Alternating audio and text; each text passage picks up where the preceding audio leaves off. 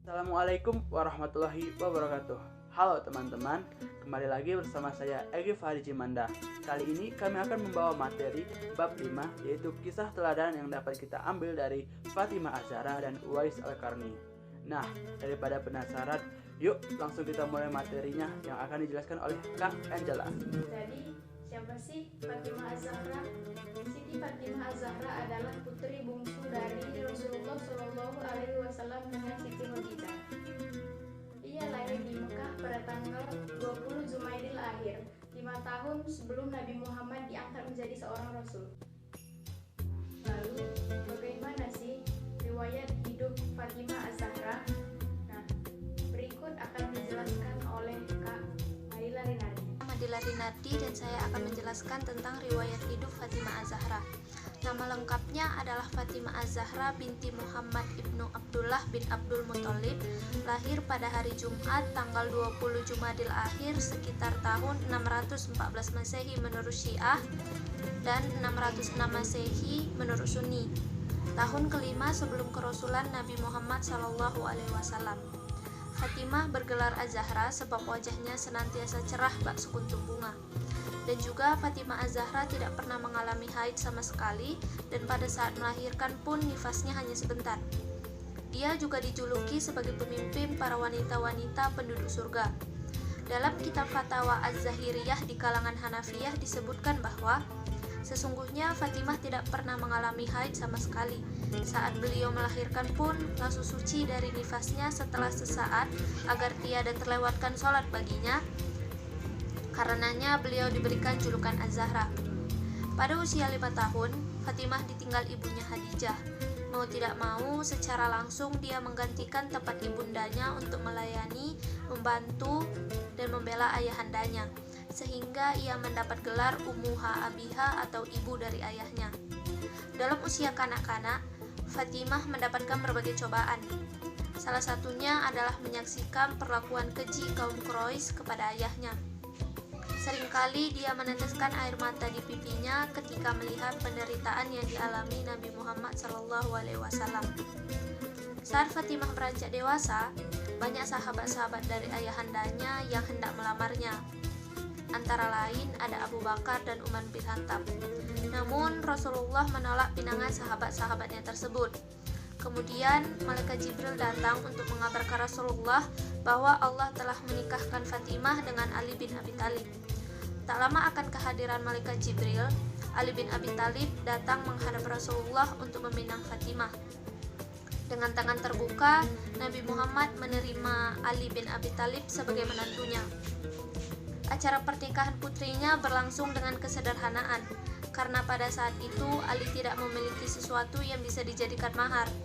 Ali meminang Fatimah dengan mas kawin sebesar 400 dirham.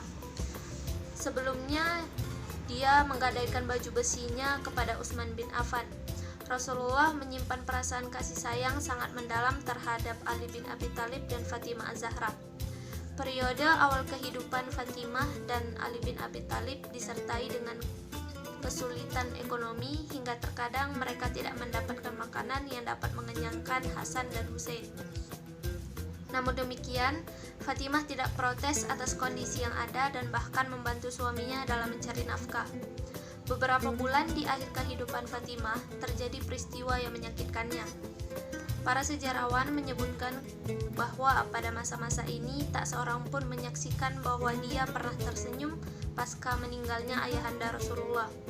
Setelah kejadian ini, Fatimah terbaring sakit dan tak lama setelah itu ia meregu cawan syahadah.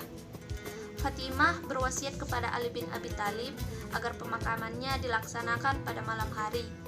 Menurut pendapat yang masyhur, Sayyidah Fatimah syahid pada tanggal 3 Jumadil Akhir tahun 11 Hijriyah atau sekitar tahun 632 Masehi di Madinah.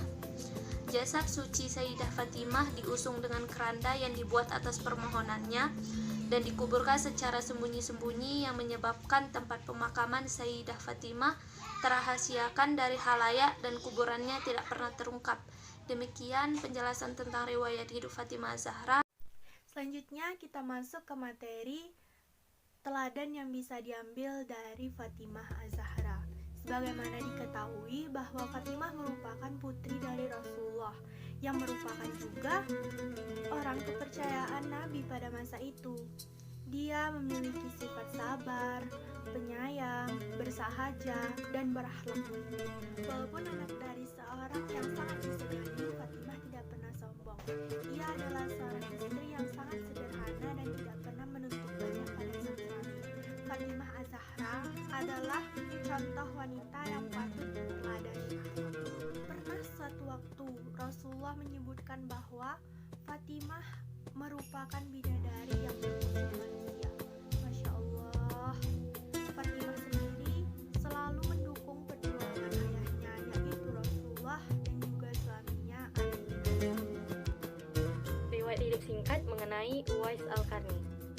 Nah, Uwais Al-Qarni adalah salah seorang penduduk Yaman yang berasal dari daerah Qarn dan kabilah Murad. Ayahnya sudah tiada dan ia tinggal bersama ibunya dengan harapan bisa berbakti kepada ibunya. Uwais pernah terkena penyakit kusta, lantas ia berdoa kepada Allah Subhanahu wa taala untuk memohonkan kesembuhan. Walaupun masih terdapat sisa sebesar dirham di kedua lengannya.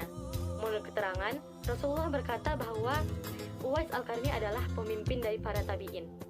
Suatu ketika, Nabi pernah berkata kepada Umar, "Jika kau bisa memintanya untuk memohonkan ampun kepada Allah untukmu, maka lakukanlah."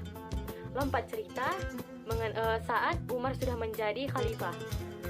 Umar bertanya kepada para jamaah haji dari Yaman yang ada di Baitullah pada saat musim haji, "Apakah ada salah seorang dari kalian yang bernama Uwais?" Mereka menjawab, "Ada." Lantas Umar bertanya lagi, "Bagaimana keadaannya saat kalian meninggalkannya?" Mereka menjawab, "Kami meninggalkannya dalam keadaan miskin harta dan baju yang usang." Nah, lantas Umar berkata, "Celakalah kalian. Pernah Nabi suatu waktu berkata, jika kalian bisa memintanya untuk memohonkan ampun kepada Allah, maka lakukanlah." Lantas, ketika ia bertemu kepada Uwais, dia bertanya, "Apakah kamu benar Uwais?" Uwais menjawab, "Benar." Umar bertanya lagi, Kamu berasal dari Yaman daerah mana?" Uwais menjawab, "Saya berasal dari daerah Qarn." Ditanya lagi, "Kabilah mana?" Uwais menjawab, "Saya dari kabilah Murad." Terus Umar bertanya lagi, "Bagaimana keadaan ayahmu?" Uwais menjawab, "Ayah saya sudah meninggal dan saya tinggal bersama ibu saya." Umar terus bertanya, "Bagaimana keadaanmu bersama ibumu?" Uwais menjawab, "Saya berharap dapat berbakti kepada ibu saya." Lantas Umar bertanya lagi, "Apakah kamu pernah terkena penyakit?" Uwais menjawab, "Saya pernah terkena penyakit kusta dan saya berdoa memohonkan kesembuhan kepada Allah." Lantas Umar bertanya sekali lagi, "Apakah penyakitmu itu meninggalkan bekas?" Dan ya, Uwais menjawab lagi, "Ya, penyakit itu meninggalkan bekas sebesar dirham di lengan saya." Maka Umar berkata, "Benar ini kau. Inilah Uwais yang pernah diceritakan Nabi Muhammad kepada saya. Wahai saudaraku Uwais, mohonkanlah ampun kepada Allah untukku."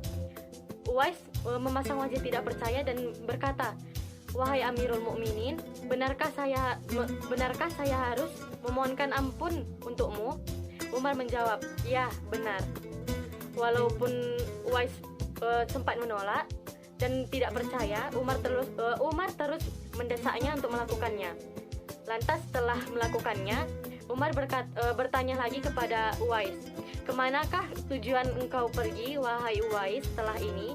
Uwais menjawab, "Saya akan pergi ke kabilah Murad dari penduduk Yaman ke Irak."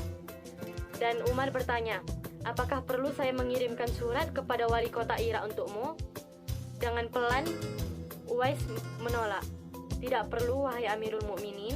Biarkanlah saya berjalan di tengah kerumunan orang-orang yang berlalu lalang tanpa seorang pun yang menyadari dan mengenal saya." Saya Lia Erika dari kelas 11 B1. Pada kesempatan kali ini saya akan membahas mengenai kisah teladan Uwais Al-Qarni. Yang pertama yaitu hidup sederhana. Walaupun dia diberi fasilitas hidup oleh Umar bin Khattab, tetapi dia tidak menerima kesempatan tersebut. Kedua yaitu ikhlas dan ikhtiar. Walaupun Uwais terkena penyakit kusta, dia tetap ikhtiar kepada Allah Subhanahu wa taala dan ikhlas menjalaninya sehingga Allah memberi dia kesembuhan. Dan yang ketiga yaitu sangat menyayangi orang tuanya, terutama ibunya. Uwais adalah anak yatim sehingga dia hanya memiliki ibu. Dia menghabiskan sisa hidupnya menyayangi dan mendampingi ibunya yang sedang sakit. Baiklah, sekarang kita masuk ke materi selanjutnya, yaitu hikmah yang dapat kita ambil dari kisah teladan Fatimah Az-Zahra dan Uwais Al-Qarni. Sejarah telah menorehkan dengan tinta emasnya bahwasannya Fatimah merupakan sosok wanita yang sangat mulia. Bahkan dikatakan Fatimah sendiri adalah pemimpin bagi wanita di surga. Dia sangat sopan, santun, dan tutur dalam beretika serta bertutur kata. Meskipun ia seorang putri dari baginda Rasulullah SAW, ia tetap rendah hati dan tidak mau menyombongkan diri. Padahal seperti yang kita tahu, Nabi Muhammad SAW adalah orang yang sangat dikagumi di dunia ini.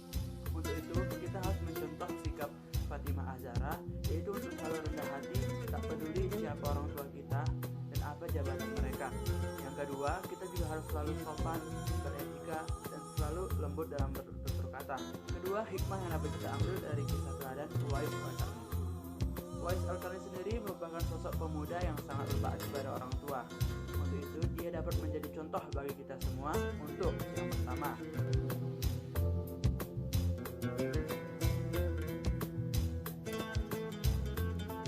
menjadikan akhlak kepada orang tua kita semakin baik. Nah, apa? Karena akhlak yang baik dengan orang tua sama pentingnya dengan menyembah kepada Allah Subhanahu wa taala, seperti yang disebutkan di dalam Quran surah Al-Isra ayat 32. Yang kedua, menolong kita untuk selalu berbakti kepada orang tua, dan ini memang sangat diperlukan. Yang ketiga, kita harus selalu bersabar atas apa yang diberikan Allah kepada kita, seperti halnya Uwais Al-Qarni. Meskipun dia menerima penyakit kusta, tetapi ia tetap sabar dan selalu berdoa kepada Allah. Yang keempat, kita tidak boleh menyerah dalam segala apapun, karena kita tidak tahu sedekat apa dengan kita dengan kesuksesan. Apabila kita menyerah sekarang, siapa tahu hanya dengan satu langkah lagi kita akan sukses. Jadi kita tidak boleh menyerah. Yang kelima, kita harus selalu bersyukur atas nikmat yang diberikan Allah Subhanahu wa taala, seperti yang dilakukan Uwais Al-Qarni. Meskipun ia dalam hidup sederhana, hidup banyak cobaan, tapi dia selalu bersyukur. Yang keempat, kita harus tetap berkeyakinan kepada Allah Subhanahu wa taala. Ketujuh, kita tidak boleh melupakan jasa orang tua kita, karena kita tahu kita tidak akan bisa menjadi seperti ini tanpa orang tua kita. Kedelapan, kita harus selalu berusaha untuk membahagiakan orang tua kita. Itulah hikmah dan contoh yang dapat kita ambil dari teladan Uwais Al-Qarni. Sekarang kita masuk di materi yang terakhir, yaitu kesimpulan. Kesimpulan yang dapat kita ambil dari kisah teladan dari dua orang hebat tersebut. Yang pertama, Fatimah Az-Zahra adalah seorang wanita yang agung, seorang ahli dalam hukum Islam. Dari Fatimah inilah banyak diriwayatkan hadis Nabi SAW. Dialah tokoh perempuan dalam bidang kemasyarakatan. Ya, akhlaknya sangat mulia. Fatimah Az-Zahra juga memberikan teladan sebagai seorang wanita yang selalu mendukung perjuangan ayahnya dan suaminya. Walaupun anak seorang yang sangat disegani, namun Fatimah tidak pernah sombong. Dia adalah seorang istri yang sangat sederhana. Hidupnya tanpa banyak menuntut pada suaminya. Fatimah sangat patut dijadikan sebagai teladan utama. Yang kedua, Uwais Al-Qarni ialah pribadi yang sangat sederhana. Hidupnya tidak bergantung dengan harta. Ujian hidup yang dialami diterima dengan ikhlas dan tetap tidak meninggalkan usaha dan doa kepada Allah Subhanahu wa taala. Hingga akhirnya Allah pun mengeluarkan dia dari penyakitnya. Ujian hidup yang diterima dengan ikhlas dan tetap tidak meninggalkan usaha dan kerja keras untuk keluar dari ujian itu, termasuk ketika diuji penyakit kusta oleh Allah Subhanahu wa taala. Baiklah, kita telah sampai di penghujung materi. Saya mengucapkan mohon maaf sebesar-besarnya apabila kami melakukan